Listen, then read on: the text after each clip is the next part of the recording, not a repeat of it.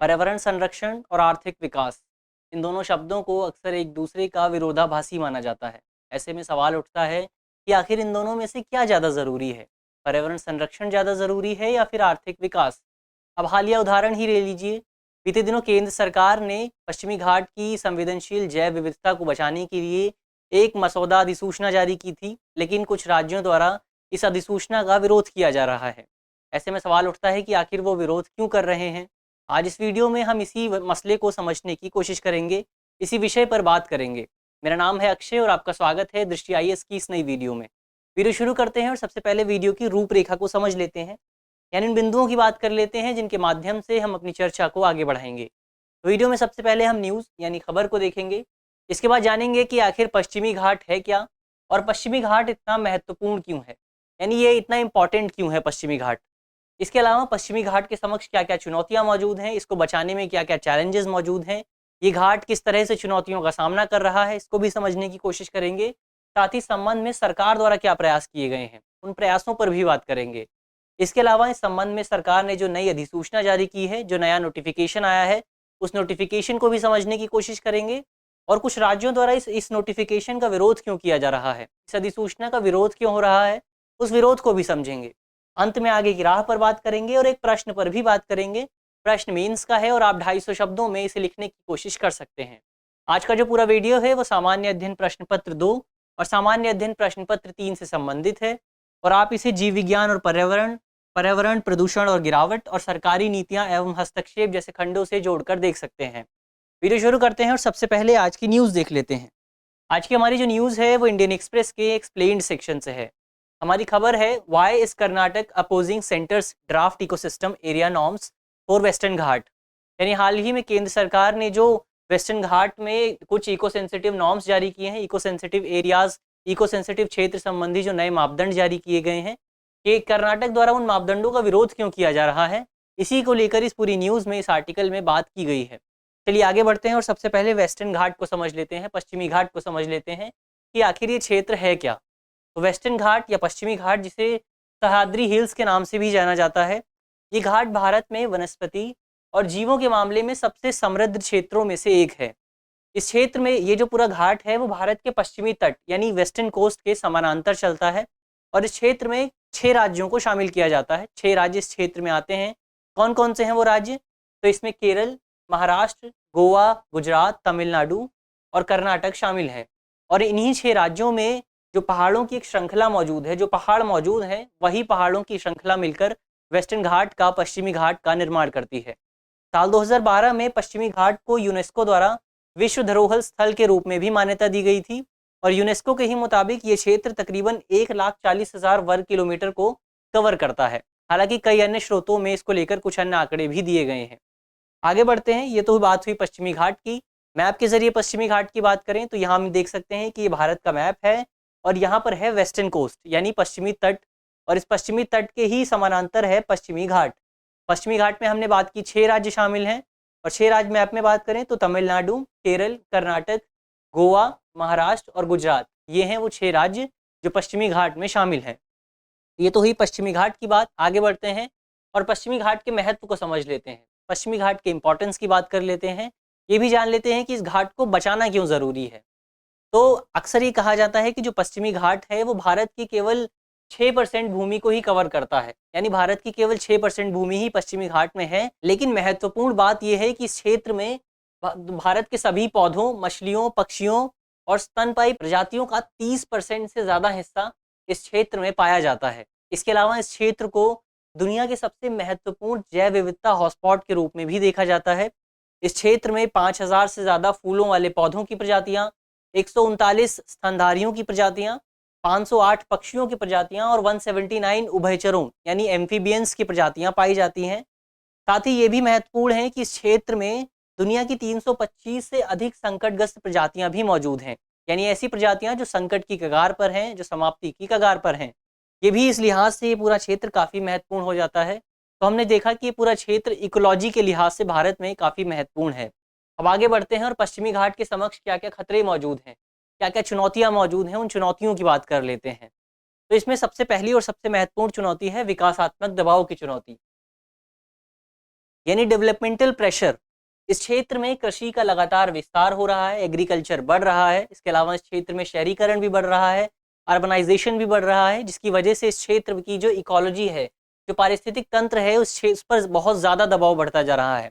इस क्षेत्र में आंकड़ों के मुताबिक लगभग 50 मिलियन से ज़्यादा लोग रहते हैं और इन लोगों की जनसंख्या तेज़ी से बढ़ रही है इस क्षेत्र में, जिसकी वजह से इस क्षेत्र पर विकास का बहुत ज़्यादा दबाव आ गया है। इसके अलावा इस क्षेत्र को निर्वनीकरण यानी डिफॉरेस्टेशन का भी दबाव झेलना पड़ रहा है। ज़्यादा जनसंख्या बढ़ रही है, जिसकी वजह से लोगों को रहने के लिए जगह चाहिए। रहने के लिए जगह चाहिए तो पेड़ काटे जा रहे हैं, पेड़ काटे जा रहे हैं तो इस क्षेत्र की जो इकोलॉजी है, जो पारिस्थितिक तंत्र है, वो प्रभावित हो रहा है। इसके अलावा इस क्षेत्र में आक्रमणकारी पौधों यानी जो इन्वेजिव प्लांट्स होते हैं, उनकी भी संख्या बढ़ रही है और निर्वनीकरण के कारण इस क्षेत्र के जो जानवरों के लिए जो वन्यजीव गलियारे हैं और जो आवास है, जानवरों का आवास भी प्रभावित हो रहा है। इसकी वजह से इस क्षेत्र में ह्यूमन एनिमल कॉन्फ्लिक्ट की मात्रा भी, एनिमल कॉन्फ्लिक्ट की संख्या भी तेजी से बढ़ रही है। इसके अलावा इस क्षेत्र पर जलवायु परिवर्तन का प्रभाव भी देखने को मिल रहा है। इस क्षेत्र पर लगातार जलवायु संबंधी समस्याएं देखने को मिल रही हैं। आंकड़ों के मुताबिक साल 2018 से साल 2021 में 4 वर्षों के बीच इस क्षेत्र में केरल में 3 बार बाढ़ की घटनाएं देखने को मिली और इन घटनाओं के दौरान कई लोगों की मौत हो गई और पर्यावरण के रूप से भी काफ़ी नुकसान झेलना पड़ा। इसके अलावा कोंकण क्षेत्र में साल 2021 में कई भूस्खलन की घटनाएं देखने को मिली थी, लैंडस्लाइड की घटनाएं देखने को मिली थी। इसके अलावा इस क्षेत्र में अरब सागर का जो तापमान है वो गर्म हो रहा है पर्यावरण प्रदूषण के कारण, पर्यावरण जलवायु परिवर्तन के कारण, और इसकी वजह से इस क्षेत्र में जो चक्रवात आते हैं, उन चक्रवातों की इंटेंसिटी और उन चक्रवातों की संख्या भी तेज़ी से बढ़ रही है। इसके अलावा इस क्षेत्र को औद्योगिकरण का भी खतरा झेलना पड़ रहा है। एक व्यवस्थित नीति के अभाव में प्रदूषणकारी उद्योगों की मात्रा तेज़ी से बढ़ रही है और इन प्रदूषणकारी उद्योगों और खदानों आदि की संख्या में बढ़ोतरी के कारण इस क्षेत्र को खासा नुकसान झेलना पड़ रहा है। ये तो हुई किस तरह से क्या-क्या चुनौतियाँ मौजूद हैं इस पूरे पश्चिमी घाट के पास, पश्चिमी घाट के समक्ष। अब आगे बढ़ते हैं और इस संबंध में सरकार द्वारा क्या प्रयास किए गए हैं, उन प्रयासों को समझ लेते हैं। तो सरकार ने सर्वप्रथम साल 2010 में गैडगिल समिति का गठन किया था। इस समिति को आधिकारिक तौर पर पश्चिमी घाट पारिस्थितिक विशेषज्ञ पैनल के नाम से जाना गया और इस समिति ने साल 2011 में अपनी रिपोर्ट पेश की थी। समिति ने अपनी रिपोर्ट में कहा था कि पश्चिमी घाट के समग्र क्षेत्र को पारिस्थितिक रूप से संवेदनशील क्षेत्र यानी ESA इकोलॉजिकली सेंसिटिव एरिया घोषित किया जाना चाहिए और इस पूरे क्षेत्र में इस पूरे घाट के कुछ सीमित क्षेत्रों में ही सीमित विकास की अनुमति दी जानी चाहिए। यानी क्षेत्र में विकास को लगभग रोक देना चाहिए और पूरे क्षेत्र में कुछ सीमित विकास की ही अनुमति दी जानी चाहिए। इसके बाद सरकार ने साल 2012 में कस्तूरी रंगन समिति का गठन किया और इस समिति ने साल 2013 में अपनी रिपोर्ट पेश की। समिति ने अपनी रिपोर्ट में विकास और पर्यावरण संरक्षण के बीच एक संतुलन स्थापित करने की कोशिश की और समिति ने अपनी रिपोर्ट में बताया कि पश्चिमी घाट के समग्र क्षेत्र को ESA घोषित किए जाने की बजाय केवल 37% क्षेत्र को ही इकोलॉजिकली सेंसिटिव एरिया घोषित किया जाना चाहिए। इसके अलावा समिति ने अपनी रिपोर्ट में कहा कि 37% क्षेत्र में खनन, उत्खनन और बालू खनन जैसी समग्र गतिविधियों पर प्रतिबंध लगा देना चाहिए, एक ब्लैंकेट बैन लगा देना चाहिए। इसके अलावा समिति ने अपनी रिपोर्ट में कहा था कि विकास परियोजनाओं को अगर इस पूरे क्षेत्र में कोई भी नई विकास परियोजना शुरू भी की जाती है तो उस परियोजना को मंजूरी देने से पहले पर्यावरण, जंगलों और वन्यजीवों पर उस परियोजना के प्रभाव का आकलन और अध्ययन किया जाना भी ज़रूरी है। इसके अलावा इस संबंध में कई चुनौतियां भी मौजूद हैं। साल 2013 में समिति ने कस्तूरी रंगन समिति ने अपनी अंतिम रिपोर्ट पेश की थी और इस अंतिम रिपोर्ट पेश किए जाने के बाद से अब तक कुल 4 अधिसूचनाएं जारी की जा चुकी हैं, ड्राफ्ट नोटिफिकेशन जारी किए जा चुके हैं, लेकिन इन ड्राफ्ट नोटिफिकेशन पर अभी तक कोई भी औपचारिक काम नहीं किया गया है। इन ड्राफ्ट नोटिफिकेशंस को अभी तक लागू नहीं किया गया है। अब हाल ही में सरकार ने एक पांचवी ड्राफ्ट नोटिफिकेशन जारी की है, 5वीं मसौदा अधिसूचना जारी किया है। इस मसौदा अधिसूचना में 5 राज्यों को कवर किया गया है। ये 5 राज्य हैं गुजरात, महाराष्ट्र, कर्नाटक, गोवा और तमिलनाडु। इस नए नोटिफिकेशन के तहत पूरे पश्चिमी घाट में 46,832 वर्ग किलोमीटर क्षेत्र को ESA घोषित करने की बात की गई है।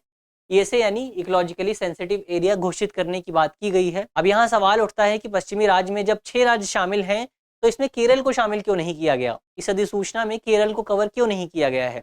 तो ऐसे में हमें जानना होगा कि केरल पहले ही ESA सीमांकन की प्रक्रिया को पूरा कर चुका है और केरल पहले ही अपने राज्य के क्षेत्र में इकोलॉजिकली सेंसिटिव एरिया को नामांकित कर चुका है, उसको घोषित कर चुका है। केरल पहले ही 9,993.7 वर्ग किलोमीटर क्षेत्र को ESA घोषित कर चुका है। इसी वजह से इस अधिसूचना में केरल को शामिल नहीं किया गया है। इसके अलावा इस नई अधिसूचना की बात करें तो इसमें कर्नाटक में 20,668 वर्ग किलोमीटर क्षेत्र को ईएसए घोषित किया गया है। गोवा में 1,461 वर्ग किलोमीटर क्षेत्र को कवर किया गया है। महाराष्ट्र में 17,340 वर्ग किलोमीटर क्षेत्र को कवर किया गया है। तमिलनाडु में 6,914 वर्ग किलोमीटर क्षेत्र को कवर किया गया है और गुजरात में 449 वर्ग किलोमीटर क्षेत्र को कवर किया गया है। अब यहाँ आप देख सकते हैं कि कर्नाटक में सबसे ज़्यादा क्षेत्र को ईएसए के तहत घोषित की जाने की बात की गई है और यही वजह है कि कर्नाटक प्रबल तौर पर इस पूरी अधिसूचना का विरोध कर रहा है। आगे देखेंगे कि विरोध के आखिर तर्क क्या दिए जा रहे हैं, विरोध के संबंध में क्या-क्या तर्क प्रस्तुत किए जा रहे हैं।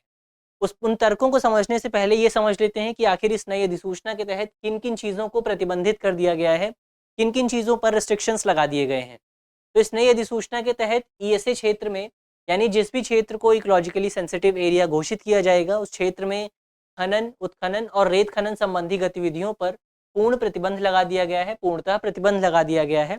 इसके अलावा अगर किसी क्षेत्र में मौजूदा कोई भी खान मौजूद है, कोई भी माइन मौजूद है, तो उस खान को अंतिम अधिसूचना जारी होने के 5 वर्ष के भीतर चरणबद्ध तरीके से एक फेज आउट तरीके से बंद करने की कोशिश की जाएगी। इसके अलावा इस पूरे क्षेत्र में कोई भी नई थर्मल पावर परियोजना स्थापित नहीं की जा सकेगी और जो पहले से मौजूद थर्मल पावर परियोजनाएं हैं उन परियोजनाओं का विस्तार भी नहीं किया जा सकेगा। इसके अलावा इस नई अधिसूचना के तहत ईएसए में जो भी पश्चिमी घाट के ईएसए क्षेत्र होंगे उन क्षेत्रों में सभी नए रेड श्रेणियों के उद्योगों पर प्रतिबंध लगा दिया गया है। कौन से होते हैं रेड श्रेणी के उद्योग? तो रेड श्रेणी के उद्योग ऐसे उद्योग होते हैं जिसमें होने वाली गतिविधियों का प्रदूषण सूचकांक स्कोर 6 या उससे अधिक होता है। कौन कौन से उद्योग शामिल होते हैं इसमें? तो इसमें पेट्रोकेमिकल विनिर्माण उद्योग शामिल हो सकता है, इसमें कोयला द्रवीकरण उद्योग शामिल हो सकता है। खासतौर पर वो उद्योग शामिल होते हैं जो पर्यावरण को खासा नुकसान पहुंचाते हैं। इसके अलावा इस नई अधिसूचना के तहत इस पूरे क्षेत्र में नई टाउनशिप परियोजनाओं की शुरुआत नहीं की जा सकेगी, नए शहरों को नहीं बसाया जा सकेगा। इसके अलावा ये भी इस पूरी परियोजना में कहा गया है कि जो मौजूदा स्वास्थ्य देखभाल इकाइयाँ हैं वो पूरी तरह से चालू रहेंगी, वो अपना काम करती रहेंगी और जो जल विद्युत परियोजनाएं हैं वो भी पहले की तरह ही चालू रहेंगी, पहले की तरह ही उनका काम जारी रहेगा। तो ये तो हुई किन-किन चीज़ों पर प्रतिबंध लगाया गया है और क्या-क्या चीज़ें जारी रहेंगी। अब आगे बढ़ते हैं और जान लेते हैं कि आखिर इस अधिसूचना का विरोध क्यों किया जा रहा है, विरोध में क्या तर्क दिए जा रहे हैं। तो हमने देखा कि पहले ही कर्नाटक इस पूरी अधिसूचना का सबसे ज़्यादा विरोध कर रहा है। कर्नाटक का कहना है कि ये क्षेत्र केवल जैव विविधता की दृष्टि से ही समृद्ध नहीं है, समृद्ध जैव विविधता का ही घर नहीं है, बल्कि इस क्षेत्र में 50 मिलियन से ज़्यादा लोग रहते हैं और इन 50 मिलियन से ज़्यादा लोगों में अधिकांश लोगों की जो आजीविका है वो इस क्षेत्र पर निर्भर करती है, इस क्षेत्र के उद्योगों पर निर्भर करती है, इस क्षेत्र में होने वाली आर्थिक गतिविधियों पर निर्भर करती है। ऐसे में अगर इस क्षेत्र की आर्थिक गतिविधियों पर प्रतिबंध लगा दिया जाएगा तो इसकी वजह से उन लोगों की जो आजीविका है वो आजीविका प्रभावित होगी, साथ ही इसकी वजह से इस पूरे क्षेत्र का आर्थिक विकास भी प्रभावित होगा। हालांकि कुछ जानकारों का कहना है कि अगर कर्नाटक और अन्य तमाम राज्य इसी तरह से अपनी बात पर अड़े रहते हैं तो जाहिर तौर पर ये इस क्षेत्र की जैव विविधता को खासा नुकसान पहुंचा सकता है। इनके द्वारा जो विरोध किया जा रहा है वो इस क्षेत्र के लिए काफ़ी नुकसानदायक हो सकता है। तो ये तो ही अधिसूचना का विरोध क्यों किया जा रहा है। आगे बढ़ते हैं और अंत में आगे की राह पर बात कर लेते हैं। निष्कर्ष के तौर पर हम क्या कह सकते हैं? तो निष्कर्ष के तौर पर हम कह सकते हैं कि देश में संवेदनशील पारिस्थितिक तंत्र को बचाना, उसका संरक्षण काफ़ी आवश्यक है, क्योंकि हम जितनी ज़्यादा देर करेंगे हमें उतना ही ज़्यादा नुकसान झेलना पड़ेगा। ऐसे में ज़रूरी है कि पर्यावरण संरक्षण और आर्थिक विकास के बीच एक संतुलन स्थापित करने की कोशिश की जाए, क्योंकि पर्यावरण की रक्षा किए बिना आर्थिक विकास का कोई महत्व नहीं रह जाएगा। और ये संरक्षण सुनिश्चित करने के लिए हमें किसी भी नीति का निर्माण करने से पहले सभी हितधारकों की सहभागिता सुनिश्चित करनी ज़रूरी होगी। जो भी स्टेक होल्डर्स हैं सभी लोगों को एक साथ एक मंच पर लाना ज़रूरी है, सभी लोगों की समस्याओं को संबोधित किया जाना ज़रूरी है, क्योंकि कर्नाटक और तमाम अन्य राज्यों द्वारा जो समस्याएं गिनाई जा रही हैं, जो तर्क दिए जा रहे हैं, वो भी कमज़ोर नहीं हैं। जाहिर तौर पर अगर इस तरह की कोई भी अधिसूचना लागू की जाती है तो इससे राज्य में होने वाला आर्थिक विकास प्रभावित होगा, लेकिन हमें ये भी नहीं भूलना चाहिए कि पर्यावरण का संरक्षण किया जाना भी ज़रूरी है। तो ऐसे में जो भी हितधारक हैं, जो भी स्टेक होल्डर्स हैं, उन स्टेक होल्डर्स की समस्याओं को एक साथ एक मंच पर लाना और उन्हें सुलझाना ज़रूरी है। इसके अलावा इस पूरी प्रक्रिया में स्थानीय समुदाय को, लोकल कम्युनिटी को जागरूक करना और उसे और ज़्यादा सशक्त बनाना, एम्पावर बनाना भी ज़रूरी है, क्योंकि अंततः पर्यावरण का संरक्षण, पर्यावरण की सुरक्षा सुनिश्चित करना स्थानीय स्तर पर स्थानीय समुदाय का, स्थानीय समुदाय का एक दायित्व हो जाता है, क्योंकि वही फ्रंट लाइन पर होते हैं, वही इस पूरे संरक्षण को सुनिश्चित करते हैं। ऐसे में उन्हें सशक्त किया जाना भी ज़रूरी है। अब आगे बढ़ते हैं और अंत में एक प्रश्न पर बात कर लेते हैं। प्रश्न मेंस का है और आप 250 शब्दों में इसे लिखने की कोशिश कर सकते हैं। प्रश्न है, पर्यावरण संरक्षण और विकास के बीच संतुलन बनाए रखना आवश्यक है, क्योंकि पर्यावरण की कीमत पर हुआ विकास व्यर्थ है। पश्चिमी घाट के संदर्भ में इस कथन का विश्लेषण कीजिए।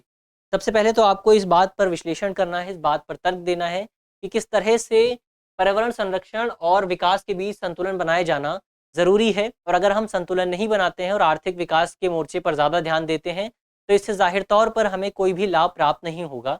और ख़ास तौर पर आपको इस संबंध में पश्चिमी घाट को ध्यान रखना है। इसके अलावा आप कमेंट बॉक्स में बता सकते हैं कि सरकार द्वारा कस्तूरी रंगन समिति का गठन किस वर्ष किया गया था। मुझे आशा है कि इस वीडियो के माध्यम से जिन भी बिंदुओं पर चर्चा की गई है वो आपको समझ में आएंगे। और अगर आपके प्रश्न पत्र में इससे संबंधित कोई भी सवाल आता है तो आप उसे आसानी से हल कर सकेंगे। धन्यवाद।